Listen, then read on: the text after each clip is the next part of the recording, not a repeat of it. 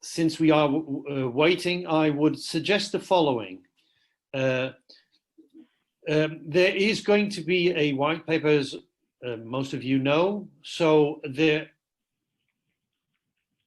Okay, George, no problem. Let's do it like we can. By the way, so let me start from the end.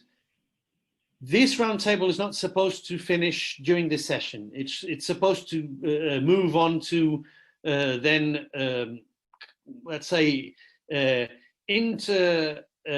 participant collaboration afterwards, after the workshop is closed. Let's continue this, okay? That's how it's supposed to go. So even if you have to leave early now, we can keep on doing some work on this white paper later, and even not. Yeah, and I'm really sorry I can't stick around. No, George. I mean, we were aware that this was going to be difficult. There are very positive things about doing things like this in a virtual fashion, but there are also many disadvantages, this one being one of those. I mean, we can't get everybody together at the same time without people having to go eventually. So that's perfectly fine. David, may I suggest that we do the following? Since Duda has access to the paper, I would ask her to add a couple of notes within the structure of the paper as we go. And David, if you can take notes about the main things that will be appearing, I would very much appreciate it. And let me give you an idea, a run through what I think might be the way to do this, although I think some chaos might actually be good for discussion. But still, my idea about this is that we use this opportunity to find a roadmap for forestry robotics. And I think we are very, may I say, already up and running for the job. But I think to get some systematic effort into this, I think the white paper would be a nice way of getting things a bit under control, so that good ideas don't get lost in the meanwhile. So I would be asking you later on, and we will be starting this effort here, to be contributing to specific points of the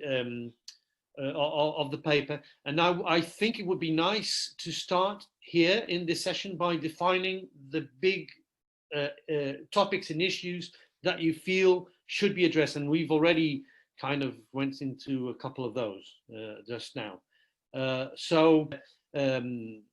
Like Gonzalo did a few minutes ago, an idea to put forward and for people to discuss. And then we'll go through this as time allows us, because we had 55 minutes programmed for this. I'll make it an hour, a round hour. And if we do stop midway through something important, we can still carry on doing it, let's say, offline in this big breakout room that... My own point. At some point, she says we should simplify the task. I would add that we need to simplify the robot as well. So the point I would like to bring forward is,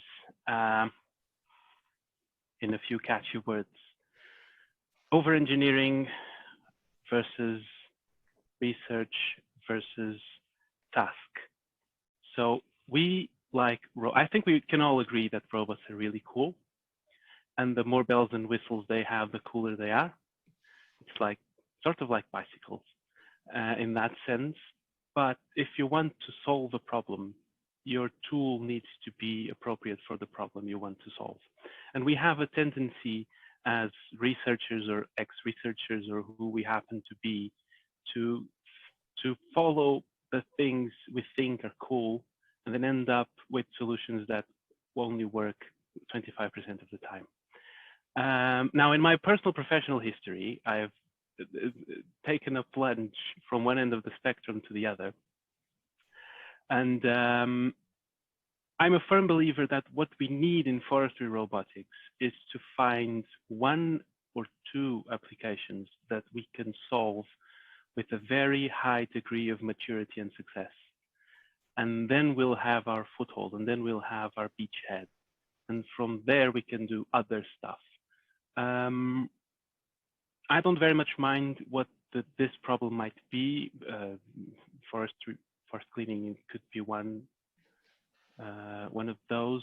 But what I think we really need is the one solution or the couple of solutions for very specific problems that are impactful and at the same time work. This can be summarized in a very simple thought. If I want to sell something, I will have a lot of trouble selling something that works 25% of the time.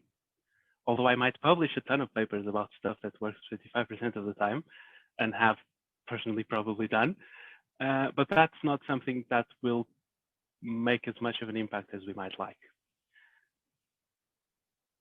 I could go on, but I don't think I should. Well, I'd like to drive 2 points of my own there, let's take the momentum that we gained discussing what we were talking about in terms of how to translate stuff from agricultural robotics to forestry robotics. Okay, so I agree with you, Gonçalo, about having the use cases reduced in a way that we can really focus on them and get to good solutions, even if we have competing solutions for the same use cases, but as well as long as they are well defined. Because there was one thing that I remember struggling a lot with when I was preparing the project that we submitted for H2020, which was, how do we measure success? How can we do our benchmarking? Because if we keep it completely unconstrained, it will be very difficult to be able to sell, to even say we were 25% successful, it will be already difficult. So having a very clear definition of a use case is important, and having few of those makes it that we can focus more, even if we have then thought of a generalizable solution for them. So that's one point that I'd like to put out there. Another thing I'd like to do is to do a bit of devil's advocate work. So I heard this idea that probably would work well, or depending on the end users there, but might work well for agriculture. I think it's very romantic to think about it for forestry, but again, I'm all for romance. Still, I would advise against the perils of thinking that we can shape the forest according to the robot. No, not shape the forest according to the robot, but take into account that you want a simple task, and you're not going into a total wild forest if you're going in with a robot. Okay. Sure. So there's a difference, and also in greenhouses, you're not going to throw out all your different cultivars, but you can do some breeding, you can do some trimming before you go into the robot. And I really would like to also, regarding what Gonçalo said, is that yes, you need to keep it simple. It has to be smart, but it has to be simple, and otherwise it won't work. If we'll get into too complicated, it won't become commercial. And of course, in forestry, you also need to keep it safe. Okay. Yeah. So that's why I added in my KISS design another S. It has to be really simple, smart, and kind of stupid. So it has to be autonomous, but you can have the human in the loop. And of course, you need it safe. But of course, I think in forestry we do have an advantage over agriculture, right, that I'm always considering. And that's one of the things that I'd like to throw. It might be that some of you will cringe at this, but I think it might be a way forward. I'm always, in particular on the specifics of Portugal, I'm always surprised by how people tend to leave, to abandon the forest or the wild, the woodland completely to its own fate, and expect the government to take care of everything. And but then when we then start going to the specifics of trying to find who tends to what, it then becomes a huge problem, because the government will not do the work of the private owner. And the private owner will say, well, I don't want a supervisory commission meddling in my private affairs. Right. So, but I would wish that, especially taking into consideration robotics, that there would be a chance of us getting a communal, and I think I already thrown this into the mix, a communal way of looking into this. In agriculture, it's more difficult because you have the different crops. Forestry tends to be more widespread, and in a way we could have a solution that would probably be communally rented by several people. So small private owners could share in renting a solution. But again, I am just a guy from academia.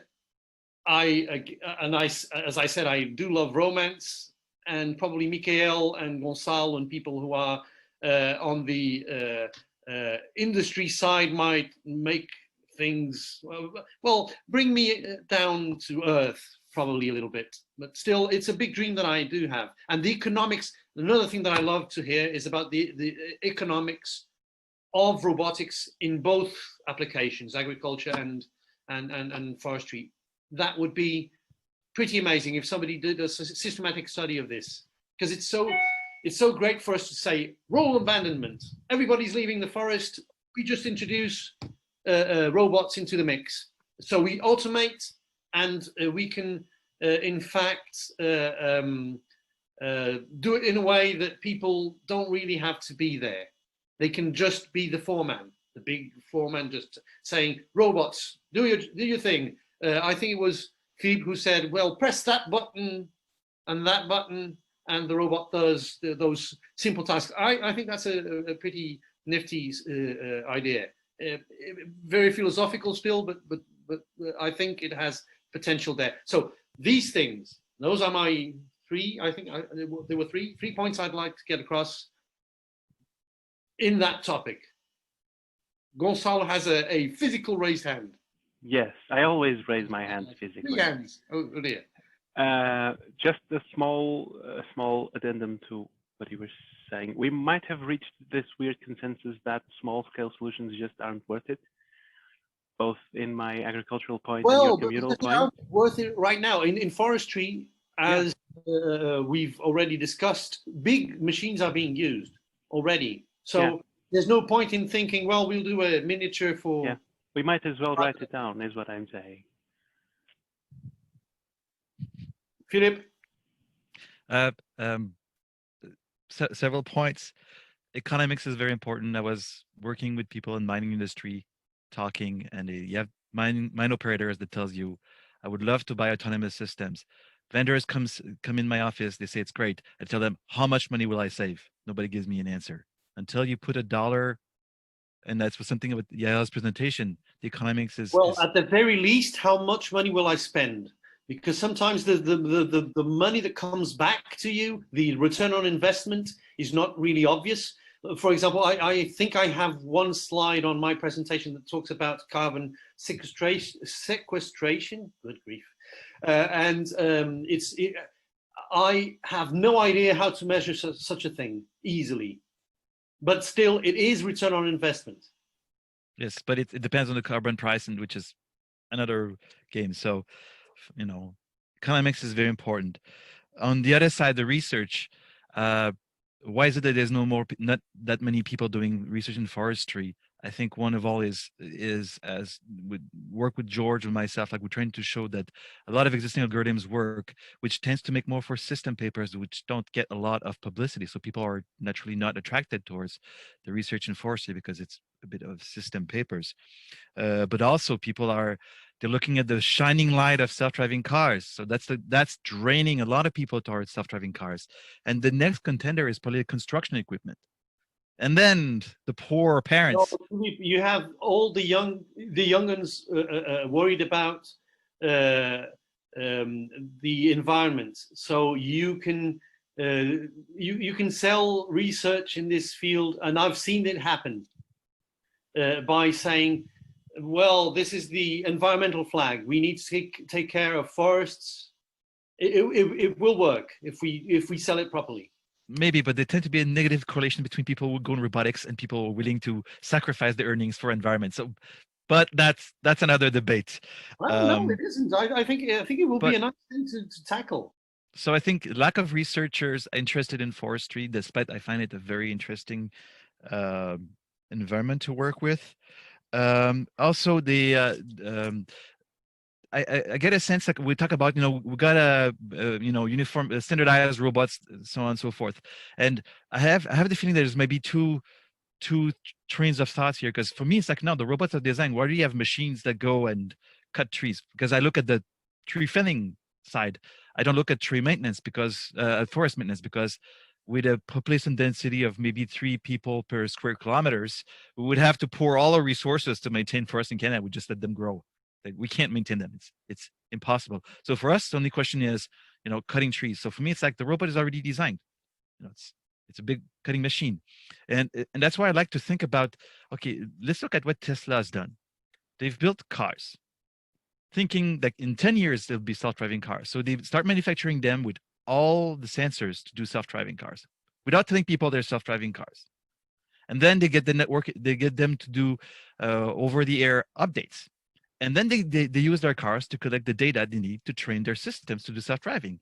And then they push the code back to their cars. The cars basically running a self-driving algorithms in parallel as a human drives, and they compare the outputs. So you have 1 million computers right now which are verifying the driving the self-driving algorithms. So it's like, imagine if tomorrow the manufacturers of equipments starts putting all the instruments, but they don't say that we're gonna automate them.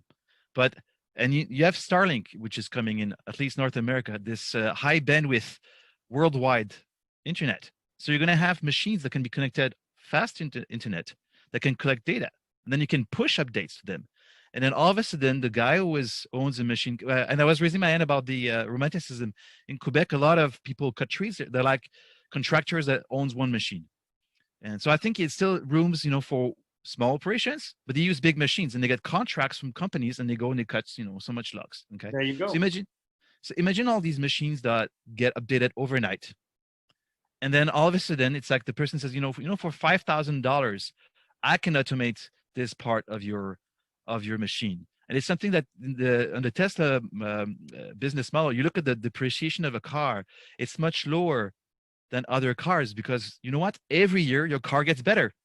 There's no other car in the world that gets better as you buy it. They all decay. But Tesla's cars get better every year because they upgrade them, because they have all the computer and sensors. So, of course, I have a very North American view of, I don't maintain forest, I just cut it.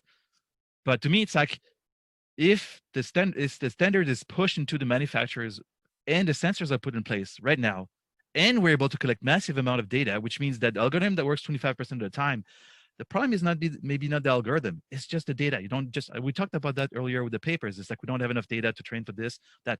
But once you have like hundreds and thousands of machines to collect data, just like Tesla has millions of cars collecting data, then it's like, it's just a matter of managing your data. And then once in a while, you just push an upgrade, and then it gets better. That's why I was so excited to participate with Michael in 2 projects where we use a robot that is actually not a robot to start with. It was a Bobcat machine that we hacked. And Michael, I would love to hear what you have to say concerning all of this, because you are part of the solution of the companies that will build the machines that we're talking about, or build or adapt. And you will be pushing the standards forward, probably. Me and a lot of people, I guess, all together, working side by side, hopefully. So I wasn't able to hear about 10% of what you guys were saying. Sorry for that, but people are rushing in around here. But anyway, I've heard the most important parts, I hope.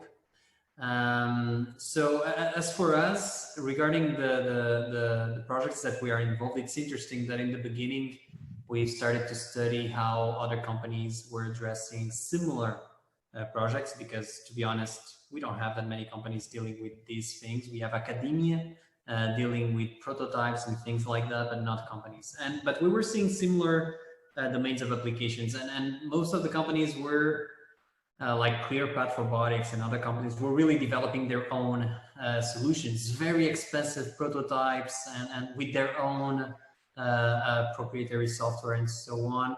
And we looked at that and we started to somehow compare how that would be for us to develop our own solution, how would it be to buy an open, sort of open solution that it's available in the market, but we still need to deal with their own proprietary software and firmware, or to buy a solution that people are ready to use, that people know that it works, but it's not autonomous. And we've compared prices, we've compared development time, which was key in the projects, and we realized that using already developed solutions and integrating our own in-house developments and keeping it as standardized as possible would be the best approach.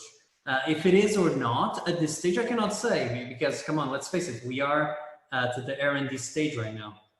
I hope that it will be, because as Philippe was saying, people right now are driving vehicles that are instrumented and that somehow the data acquired can be used in the future to make them autonomous or semi-autonomous. This could be done exactly the same with the solutions that we're talking about, because they are ready to be used by humans. And we're not talking about driving. Driving, it's one thing. Now, when you have a heavy-duty machine that you need to manipulate the scenario around you, is completely different. It's way more complex. And it's not only about the human cognitive aspect, and in my presentation, I briefly mentioned about that, but it's about the way humans adapt, and humans can use these very difficult tools to be used. I remember driving myself those machines, and I cannot compare myself with an operator that is trained to use a machine like that. Those guys can do amazing things that are really impressive. And if we can instrument those machines for people to use, then it's already halfway there. We can learn a lot from that, and we can replicate what they're doing in the field. So this is step number one. Step number two, I was thinking more and more about what Yael was saying a while ago in their presentation about the standards and the comparison with the factories. And I remember there was a presentation, I was looking for it a while ago. There was a workshop, just like our workshop right now, there was a workshop in ICRA 2015 that it was addressing really what we need to do to go from laboratory to the real world in AGVs, in factories. And they addressed a lot of interesting topics in that workshop. Many of them we're talking here. A few others we haven't discussed them, but I think I should share this just for the sake of having a little bit of a guideline, because I really think that we should look at the factory example, at the factory floor example, because even though it's a completely different scenario then again, but I believe that 30 years ago, it wasn't much of a different scenario. For them, it was the unknown, it was the impossible. And now for us, it's something very trivial, but it wasn't back then. So I'm just gonna share this so we can talk a little bit about it afterwards, but yeah, thanks. Okay, anybody else wants to chime in? David, before anybody does, David, what do you think? How many different topics can we already identify from the conversation? Well, I have already a huge list as going. Probably we can bring them down to specific topics. Well, not specific. I would say overarching. We can group them. Particular topics. That's what I meant. So what do you think? Mm-hmm. I can see already the economics of forestry robotics would be an interesting one. What else? Standards? Economics and standards, right? Probably Economics and standards for sure. I'd personally group standards into a broader topic called maturity, because standards are just a part of the issue. Safety is another part of the same issue. Okay. Mm-hmm. So anybody? So, maturity, standards. Yeah. I would say requirements and tasks, and it came up in some of the discussions. Oh, use cases, yeah. Yeah. And has anybody thought about another, let's say, let's try an unrelated thing, well, still related to forestry robotics, but something unrelated to these topics that we would like to tackle? Well, I mentioned the lack of academic drive, because if you don't have a lot of people doing forestry in robotics, then you don't have a lot of people who are what we call HQP, highly qualified personnel, which are your masters and PhDs that go on do startups or go to a company. They go and work for John Deere or whatever company, and this is they pitch. They say, hey, how about we start making self-cutting machine? And so because there's not this brain wave going into the industry, then the industry doesn't care about it. They don't. Nobody's pushing for it from the inside, because they so I think it's a key important. If academia is not does not do research in that field. Again, I would argue that this is not clear cut there, and then I'll use this workshop a bit as an example. We have people now listening to what we're saying, us old grizzly guys like me. Not everybody is like that, but I sure am, and you can see it everywhere. But there are people here. Most of them, in fact, have their cameras off. If you look at the list, who are master students, who I personally know of, and I personally know that they said, I want to come into this because in my country I had this huge issue with forestry, and I became aware that forestry is so important for us. Or they come from the other side, the environmental side. I am now, because of all of what's going around the world, I am now absolutely tuned to environmental issues. Forests come as one thing that I am really worried about. I want in. These guys, I mean, I think they're right to, sorry guys, I think they're right to pick. So I wouldn't say that there's a lack of interest. I'd say there's probably a lack of awareness, and some of it is our fault, I guess. We're not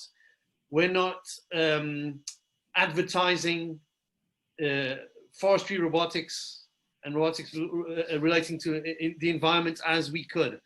And I think you struck a nice chord there, which is generally people see robotics as a bit as invasive technology.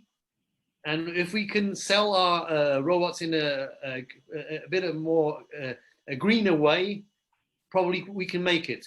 In fact, I think looking at personally here in the UK, at universities such as the University of Lincoln, who are really driving a huge research effort for agricultural robotics, I would say that probably things will start to tip towards having a lot more interest. But I do see your point, right? And I think we have a stake in this.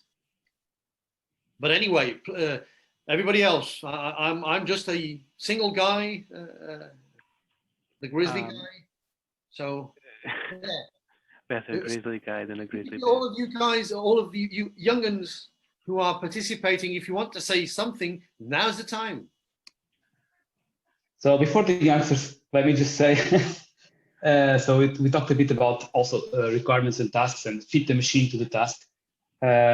You also mentioned something which I think is really, really important and we should not forget, which is how to benchmark and measure our success. Okay, so this is very important as well. Yeah. That comes with the clear-cut definition of the task we want to accomplish.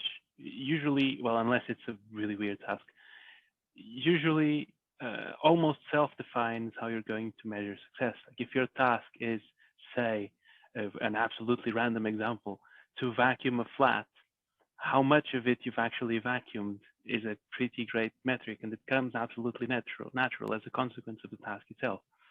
But one nice thing is probably that there are, we will find out really quickly that there are parts of all tasks that are shareable. Of course. But the point I wanted to make is more of an observation than anything else, is that we've raised a number of issues, almost all of them technological in nature, almost none of them scientific in nature. We've more or less accepted the premise that there is a, I don't want to be overly negative, lack of interest, I'd say, in this particular area, despite all of us agreeing and that it's an important area from societal point of view. What I want to say is, perhaps the reason for that, or one of the causes behind that, is that academia does not need to be the major driving force behind this actually making it into wider use, because we have solutions, acceptable solutions, usable solutions for most of the problems we actually have. We can localize, we can drive mostly, we can cut stuff with relative ease. Most of the issues we have are at a point where they're no longer interesting from a scientific point of view, or at least not as interesting as self-driving cars. Devil's advocate here, can is not the same thing as being able. We are able to do those things. I am not convinced in any form or shape that we can do those things already convincingly and safely in the forest. Yeah, I also would like to say, I mean, also looking back from agriculture, and if you take any, I don't know, space engineer or military engineer, they'll come to you and say, oh, it's so easy to detect the peppers. There's no problem. Let's just take our excellent image processing algorithms and we can do it like this, okay? And there's, I don't know how many papers out there on detection algorithms just for detecting the pepper. I totally agree. I don't think the solutions are there in forestry, definitely not for all the grasping, cutting, and maybe localization. But again, depends on the accuracies and the noise in the sensors and the noise in the dropouts and so on. So I do think there's a lot of scientific questions that will pop up along the development. Of course, it's applied engineering. It's not basic research, although I don't know, because also sensors. I mean, I think sensors are the main limiting factor, and I think there can be a lot of interesting work in sensors and algorithms in forestry. The main problem, and I think that's why academics is not there, is really the accessibility and the heavy machines. I mean, you can't just run an experiment, or, I mean, you need the professional people with you. You need that also in agriculture, but it's much easier, it's much wider, accessible. In forestry, you really need these big, and you need to operate these big machines, which I mean, you can't go in with a camera, or you can go in, but it won't be the same effect if it's not on the machine. So the question is really how to drive the industry to collaborate in order to advance one step further. Okay, so I'll take this cue and bye, Mikael. If you have other subjects, Mikael, that you want to throw in, you just send them to us, okay? As I said, I think it would be very interesting to take a look at the document that I've shared. They have very interesting points that I think that You mean on chat, right? On the chat window, yeah. Section 4 specifically. I think there's a lot that we can transfer to our discussion. Okay. Again, for the amazing time.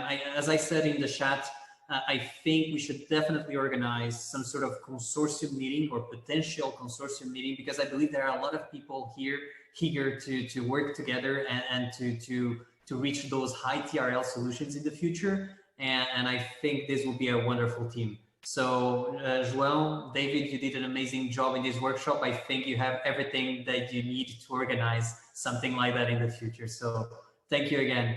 Have a good time. See ya. Bye. Hi, Miguel. Thanks for being here. I'm going to go on a limb then. I'm going to take that cue and throw in a couple of things that I think should be discussed on the scientific side. So I'm not sure if, although by the way, my expertise is in perception, so I'm kind of in the middleware section of the store. Sensors, yes, I think it's important stuff, but I am aware that on the top shelf there is really a lot of stuff missing.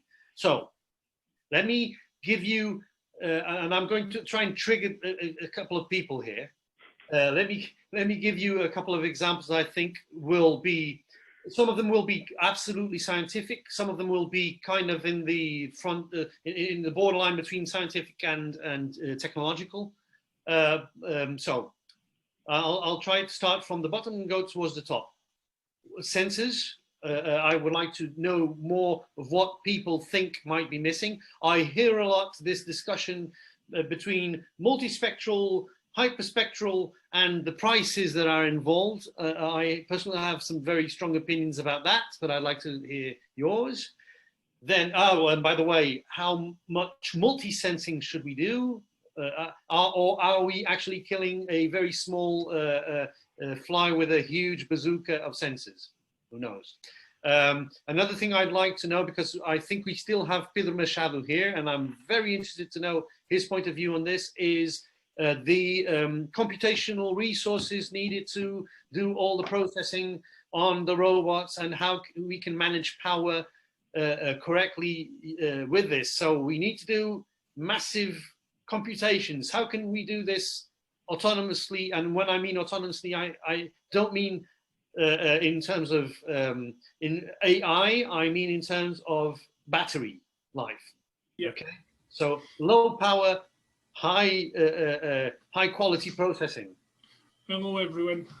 So wait, before you come in, going upwards, then we have decision making. I think is in the sense of what Mikael was saying, that we have these robots that are doing really complicated stuff in terms of adaptability. They need to suddenly change what they're doing immediately to keep safety, for example. So decision making is important, and I can already think about a couple of things that are just above perception, such as cooperative perception. So we have all of these robots working in swarms or teams or whatever you want to call that, and how do you take so that they can have their local perception,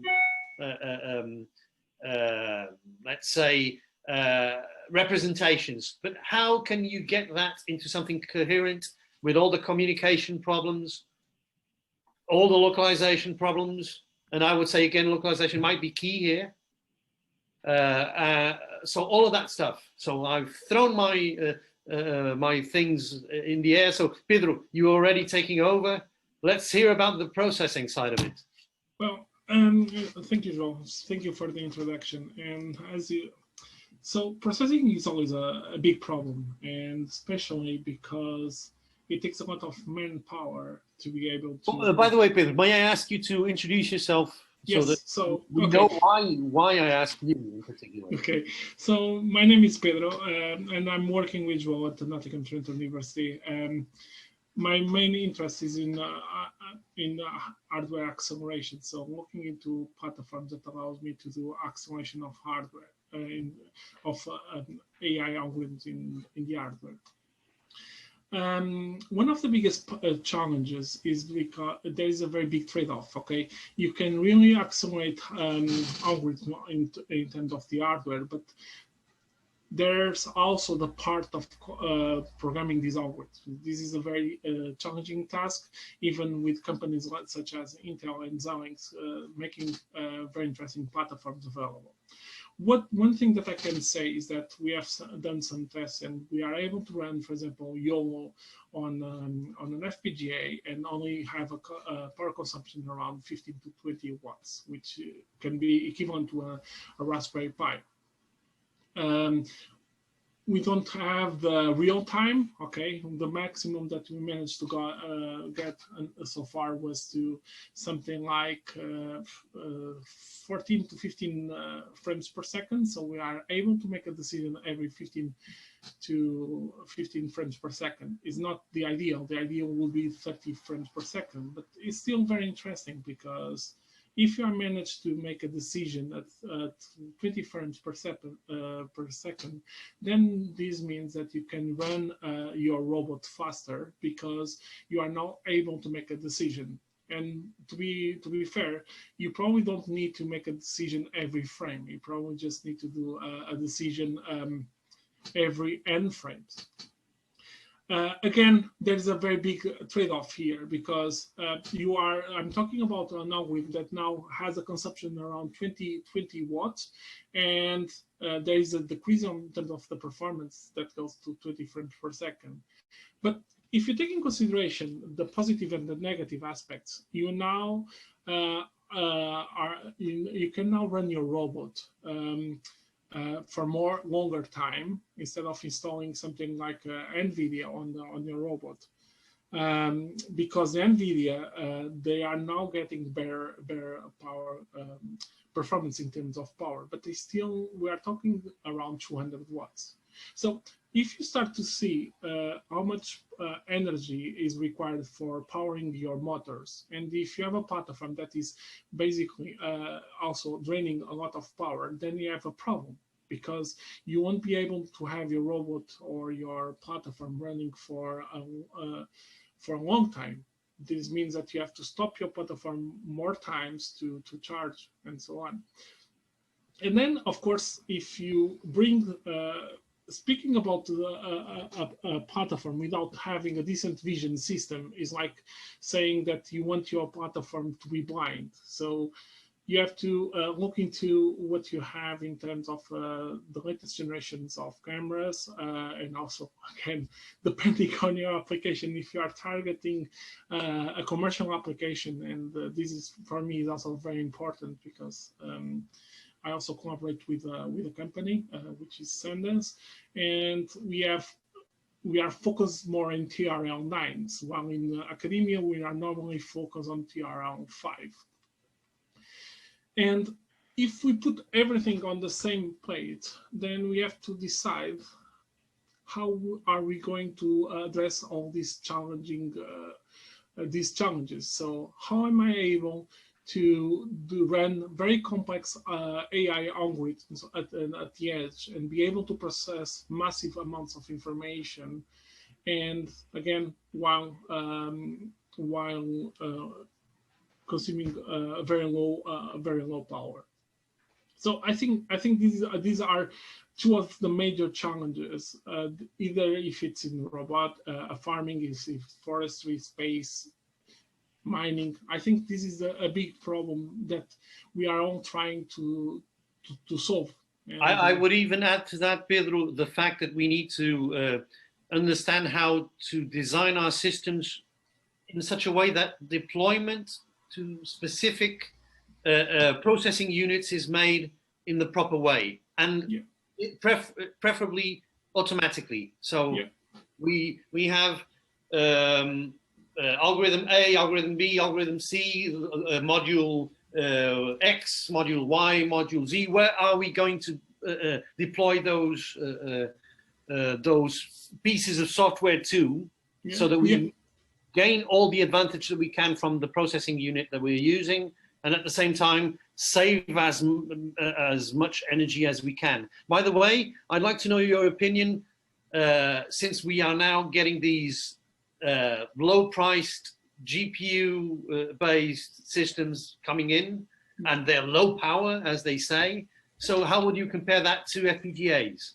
Well, it's a very interesting question, especially now. I'm not sure if you guys are aware, but NVIDIA has recently bought ARM.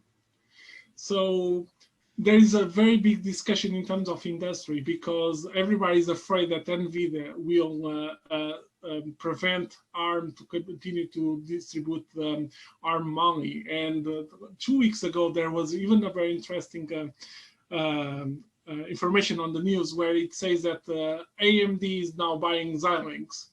So we have Intel that bought Altera. We have Xilinx that is now being bought by AMD. And we have NVIDIA that bought ARM, which is very interesting because what we see here is the big stakeholders are understand that there is a very big need in terms of GPUs, and they also understand that there is this massive need in terms of heterogeneous platforms. So for example, for the first time, you can see that you have the ARIA 10, where you have Intel Xeon and an FPGA on the same device, which is simply unbelievable. Then you have a Xilinx, the new generation of Xilinx that comes, they call the ACAPs, where you have a neural network built on the FPGA side, and it's being optimized for neural networks. And now that with this new, in terms of the AMD, I can foresee an AMD GPU on Xilinx ACAP. Okay, I think this is going to happen, and this is very interesting. So I think we have a major competition between AMD, Intel, and NVIDIA. I think they are all fighting for the same market, and I think we're going to see a very innovative platforms that will disrupt the concept that we have, for example, from the Neumann architecture. And we are going to see more and more heterogeneous platforms. And as João was pointed out, this make us stop and to think and how to understand how to distribute the computation. Is not a question of running everything on the CPU, running everything on the GPU. I would like also to invite Maria Eduarda and David to join this discussion because they are spending a lot of time. Well, so let me then close the topics that I would be proposing. One relates to Maria Eduarda, which would be, and also nicely to a bit of a plug to what George was explaining, or was actually advocating for in the breakout session, which would be semantic segmentation and mapping. It's so important for both agriculture and forestry. I mean, and it's a very difficult scientific and technological thing to carry through. Gonçalo also has a stake in this matter. He helped us a lot in the beginning of our planning of semantic mapping. So Gonçalo, if you want to dive into this, I would really be happy for you to also say something about it. And also, of course, the all-present navigation stuff where David and Dora and many other people and Ahmad have been doing things. I mean, for me, all of these are topics that should deserve in some way, at the very least, a subsection in the white paper, because I think we are not mature in any of those, in these circumstances. We are in stuff otherwise, but not in this, okay, in other types of robotics, right? Okay, so take it away. I will now be silent for a bit, and I'll see how people react and contribute to all of this stuff that I've been throwing at you. So take it away. So I don't know if I can jump in or. But of course. Like, so I'll make I'll disagree on a few things because it's nice to disagree. I think it's important. Sensor, I don't think is an issue. Okay, I think we have plenty of good sensors out there. Every year they come cheaper. I disagree also on the computational resource. What if they are intelligent sensors? So with some processing on the edge. Pedro is already applauding. You can see that. Yeah, but because that links to my second item. I don't think power consumption, and I think we have plenty of computing power. And I think power consumption is a non-issue, at least from my point of view. Again, if you go on... Even when you're using drones? I'll tell you my point of view, because my point of view is right now I have this 3-ton machine that has a diesel tank with an engine, and cutting it, felling a tree takes so much more energy than I can run hundreds of GPUs for the price of cutting one tree. So for me, it's not as I assume that I have infinite computing power with a diesel tank that will power me. Diesel is expensive up north, but I can see somebody is applauding here. So Yeah. So you have Pedro applauding one side, Gonzalo applauding the other side. So Yeah. this is fun. So one thing I think is missing is data.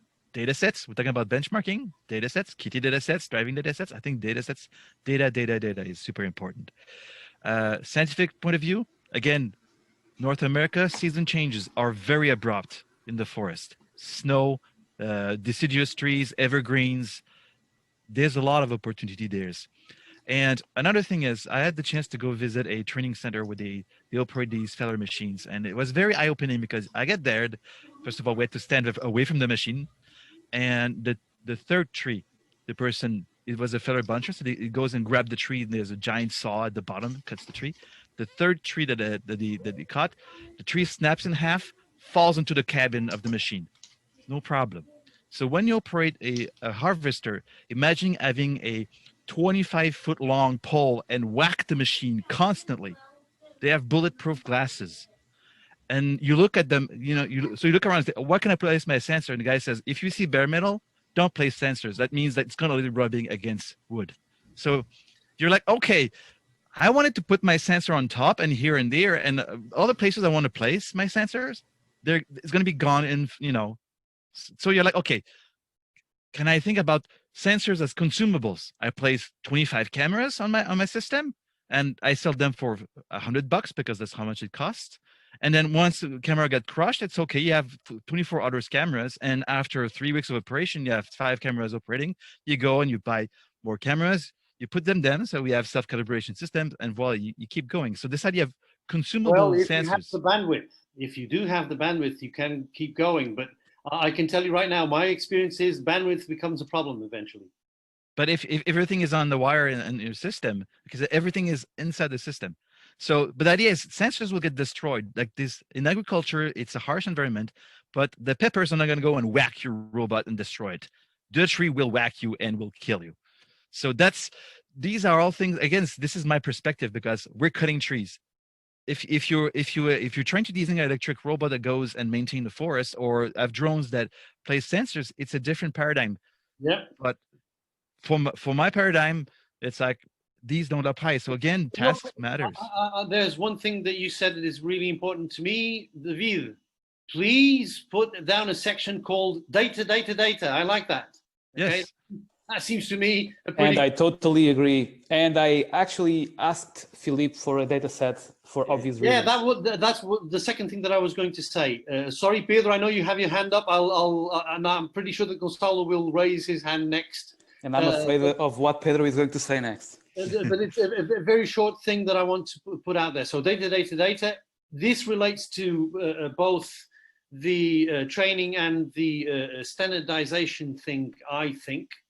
And I would like to ask the opinion of everybody concerning how data sets should be handled. Should we be, well, probably there's not a one answer fit all, but should we be making them all publicly available? My personal opinion is that yes, in most cases, yes, we should make a lot of stuff, a lot of data available. I have a lot of trouble getting this to work, getting my part to work without the data. And I wish my desire to share the data that I have with other people would reflect in other people wanting to share with me. But is this feasible? Can we do something in terms of how the OpenCV community does things? So that's one thing I'd like to throw at you. And this would also relate to standardization, I think. But Pedro, you have the floor. You're muted. Yes.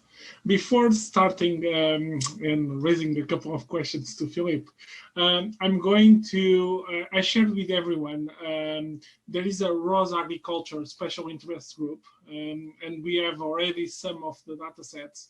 And one of the discussions that we had was about standardization. I've been a bit away because this beginning of this new academic year has been very tough, as Joel knows. But besides that, what I want to say is there are people already thinking about this, and I think the solution is to share, and keep sharing. I have to start, and now I would like to ask a question about to Philip. So for me, you used a very dangerous word, which is diesel. Okay, diesel for me is a massive concern, because we should be moving away from diesel, and we should be walking into green power. Well, it's biodiesel. Biodiesel, yeah, but it's still diesel. It's still a combustion. And one of the reasons, and one of the questions that I want to ask is, okay, I know that the workshop is on forestry and farming, but how are you going to give diesel into a machine that is out in Mars, or a machine that is down on a mine and it's several miles away from the nearest diesel place?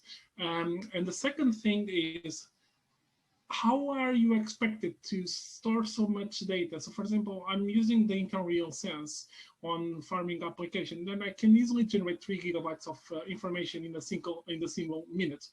So what you need is the edge computing platform that processes information that is at the edge. Again, I'm not talking against you. I'm just asking questions, because I think this is a very interesting discussion. And again, sorry about the diesel, but agree with me that this also relates to the bandwidth problem. So if yes, you're of course, generating that amount of data, it's impossible. We tried. We have some applications with Joel, and he has seen the data sets on just for grasping, and we are generating gigabytes of data that we cannot simply store that information. We need somehow to be able to make sense of that data on the fly and then discard the data, because it's impossible. I can easily, if you have a local area network with 1 gigabyte, I can easily stop the neural network, the local area network, because it's generating more data than the data that can be handled. So it's a question. So for the diesel, first of all, you can make biodiesel off forestry products. So basically, you could produce, they would produce their own biodiesel. Getting the diesel to machines, a machine comes back, refuels itself, goes back. It's a problem I'm not tackling. I feel it's more like a logistic, path planning at a high level. The data issue is a very interesting one. Again, I will go back to Tesla, and people I was looking online, they were commenting. It says, you know what?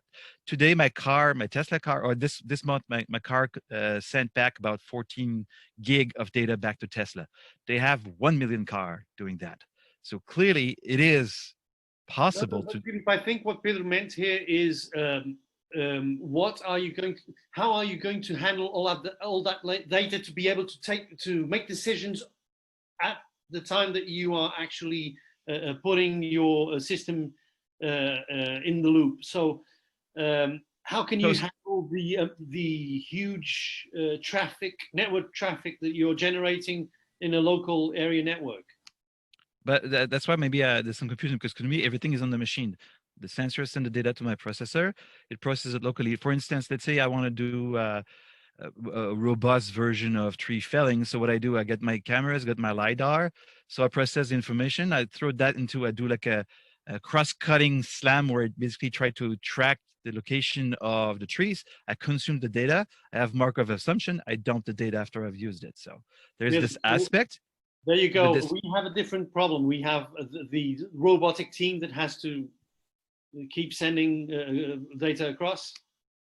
That's again, that's it's maybe again, we're back to the task. I'm cutting trees. Once the tree is cut, I don't care about the forest. Or actually, it's not specific requirement. What if you had IoTF, so Internet of Things for forestry, helping out even in your task? Would that make, so you would say I would never use IoTF anyway?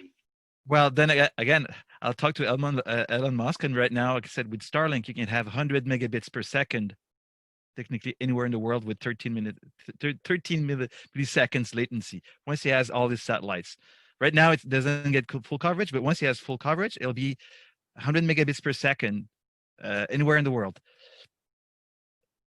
I think it's going to be enough bandwidth. I have my doubts. I still live in places where I barely have internet. So, Well, I think this will the beta version of British problem. Starlink is happening right now in Canada. It's $500 plus $90 a month. This is going to be a pretty cool section, especially if you get both points of view in the text. Gonçalo. 2 notes. The first one about diesel. We need to be aware of the dangers of fundamentalism. Diesel is a tool, lithium is a tool, kerosene is a tool. What matters is not the fact that we are or not using diesel. What really matters is our carbon footprint. If we offset our use of diesel with our non-use of something else, say, if this flat is powered by solar and my car is powered by petrol, then we might be at a green point anyway, and we don't need to waste a ton of lithium making batteries that will last for 15 minutes. And now, just so everyone doesn't think I'm unable to chime in on scientific issues, the problem of semantic segmentation and mapping is I see, and I always have seen, semantic mapping as a way to solve a number of issues, among them the one you were just discussing, the issue of data. If you can infer semantic properties of the scene on the edge, so as close as possible to the sensors, you won't have need for your millions of terabytes of data. And what I tried to come up with in the context of SameFire at the time, and this was almost 2 years ago now, was exactly that, because I was faced with the problem of having too much data and not enough processing power. And either we would extract semantic information very, very close to the sensor, or we would very, very quickly run out of resources to actually look at the data we were generating. Furthermore, there's also the issue of semantic localization, which I feel we kind of touched upon, but maybe not enough. So semantic mapping is the problem or the action of placing semantic information in a map. Now, please. Semantic localization, I like it. And mapping that information by itself has value, because then we know where the stuff we want actually is, which in itself is pretty cool. But it's almost a waste of effort if we then don't take that data and use that on the other end of the loop for localization. And we people do that a lot. If I'm in a forest, I see a hill and I go, oh, I've walked 55,000 steps in this direction since I last saw that hill. And this is not much of doesn't seem like much of a reference, because 5,000 steps is a very long distance, depending on how long your legs are. But when you have someone asking, can I give you a point cloud that I generated with my drone, and can you localize your robot in it? And then I hear an answer that is about GPS and slightly disappointing. And no one actually brings up the fundamental issue, that is the features that are in that map.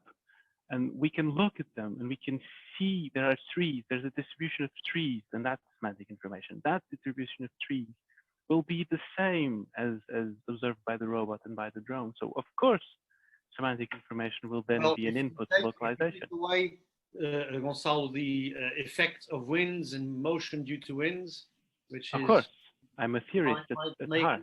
Make a lot of noise there, but I think George Cantor had already, in a way, touched this issue of semantic. I was sort of defending his point.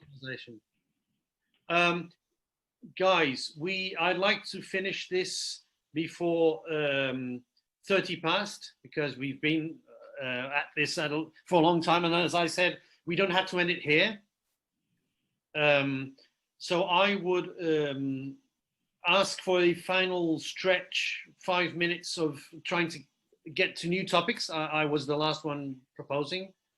but I guess there might be more.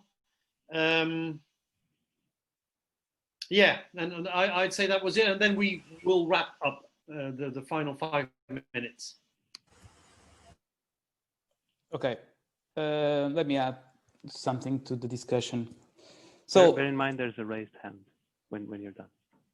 Okay, so I can also, yeah, Vladimir, if you want, you can step in. I'll have the opportunity to talk later. No worries. Sorry, Vladimir, I didn't see you. Sorry. Just open it. I come from a slightly different background. We've spent like 6 years working with firefighters in FP7 EU projects next to Trader, trying to, we had like 3 meetings every year with them, Germany, Italy, Netherlands, trying to sell them robots for their search and rescue missions, earthquakes, industrial accidents. And after the 6 years, there was 2 projects with the Trader. We realized that, we've been through this like sensors, robots, communication stuff. And the firefighters in the end didn't want that.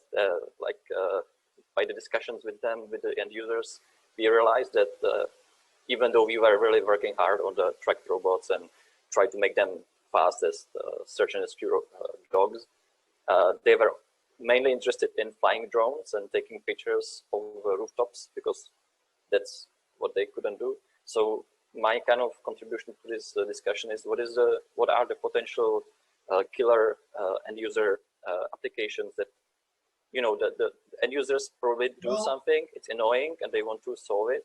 And in the case of firefighters, it was drones not being to see rooftops, not robots. Let me already make a case there, because firefighting is already at the end of the chain of events here, and they probably because so many of them are actually doing voluntary work, they don't have the big picture, which they should have, because they would have a lot less to do if we were preventing fires beforehand. So there's a lot to forestry beyond just firefighting. And another thing is, and in fact, I was going to wrap up a bit with this idea. End users are a major thing that a major stakeholder that we should bring in to the discussion. In fact, I'm a bit sad that we did have an end user actually sponsoring this event, but they don't have any, I think, representatives here, because I'd like to know their point of view. We really would like to bring them in.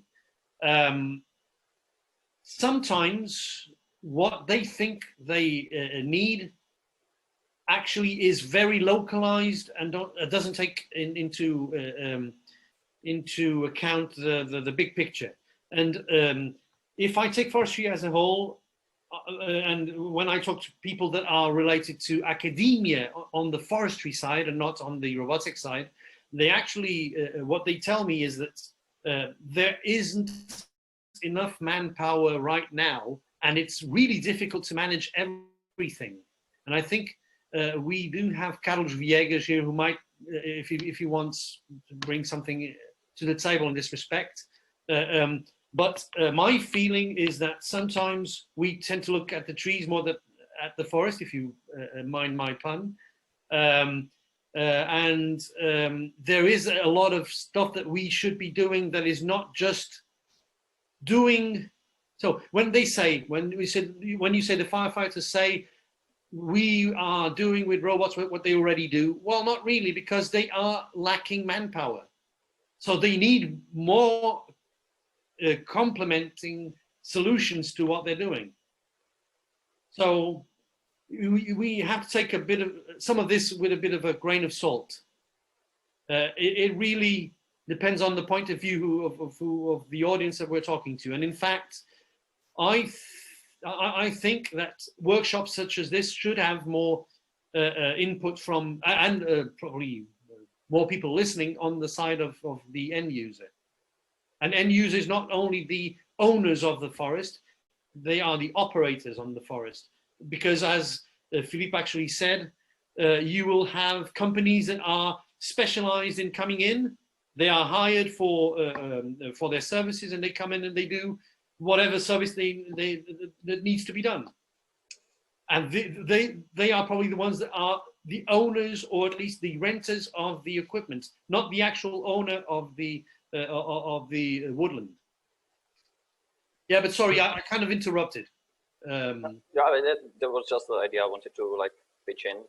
Yeah, but in our case, we had them in the loop, like in the projects, 14 days times 3 per year, and it really helped. And as you say, sometimes they don't know that there are options that they could use, and that opens new possibilities for them, but also kind of put us closer to the ground with our ideas. You know, something which will come in 30 years is not much interesting. So I had a lot of that.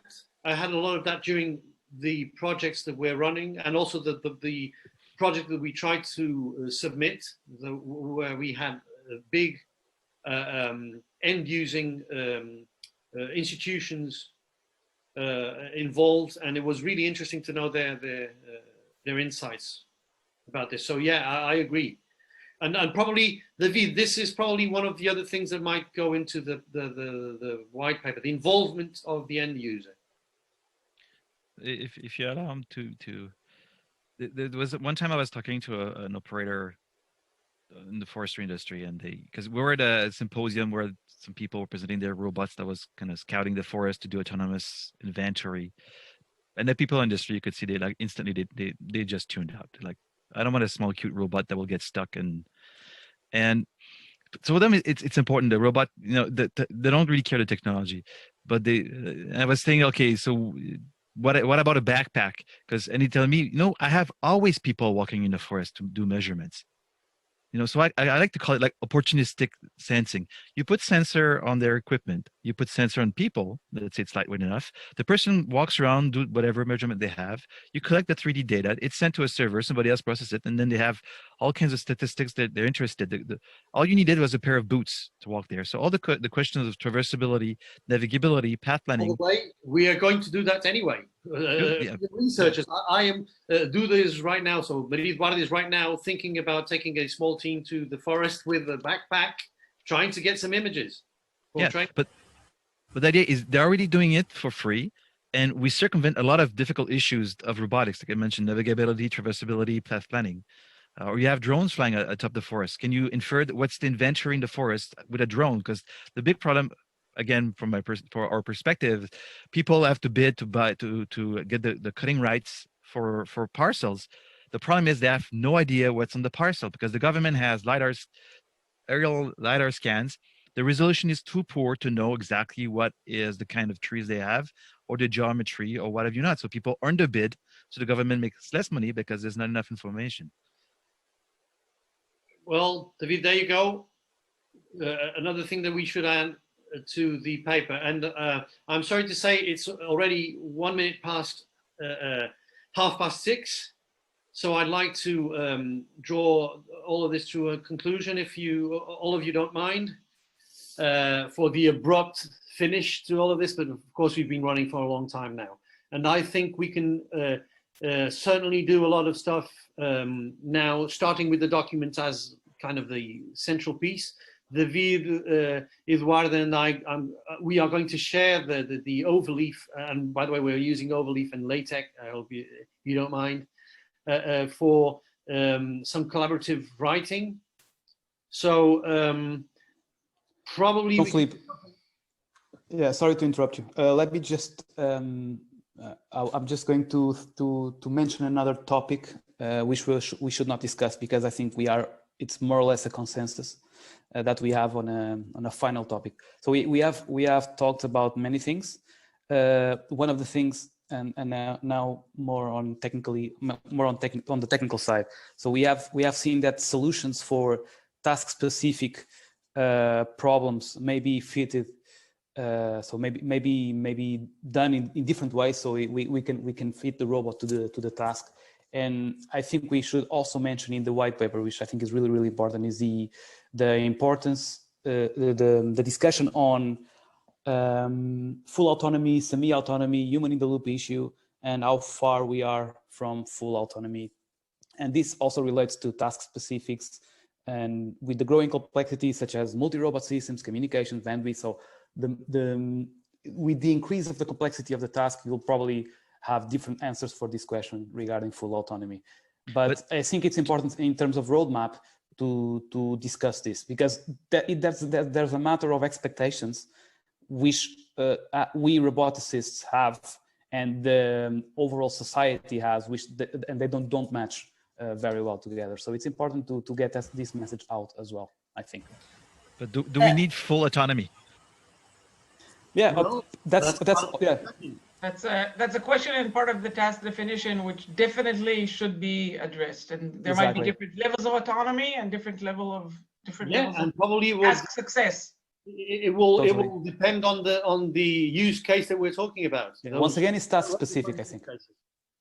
David, so I was saying that we should probably now share the overleaf document that we can all chime in with. There will already be sections with those topics that we've been talking about, and of course we'll be asking for the preferred emails for accounts on overleaf if you already have them. If not, we can guide you in getting those working.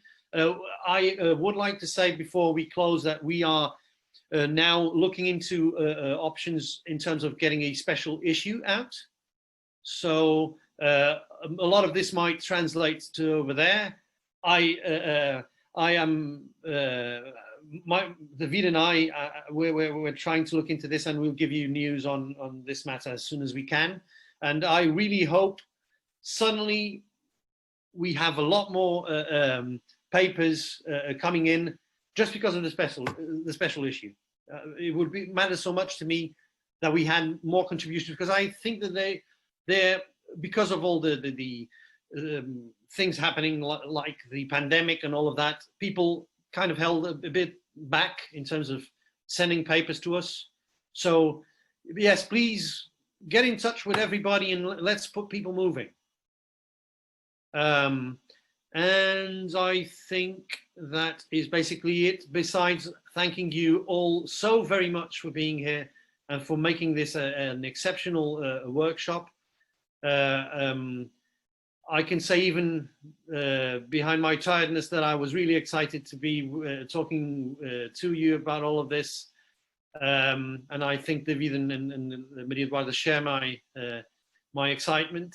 And I hope you really had a fine time discussing all of this, right? And I hope we made it worth your while being with us all of this time. Thank you very much for bearing with us. And thank you very much, Ron. We'll see each other soon. Don't, final message, don't restrain yourselves for sending emails just for asking whatever you want to ask. I mean, let's make this a community. One nice idea would be probably to do